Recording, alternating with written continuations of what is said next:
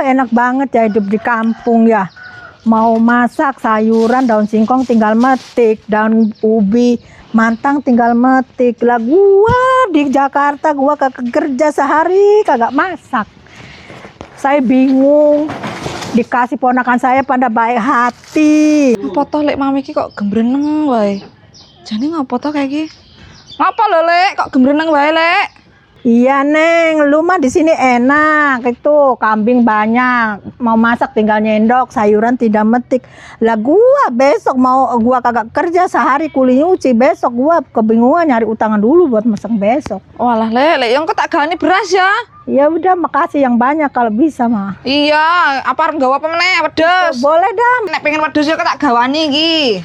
Nyapa ya rene pe. Nya kayak digawa kan angkok balik. Aduh, makasih dapat modal gua. Baba.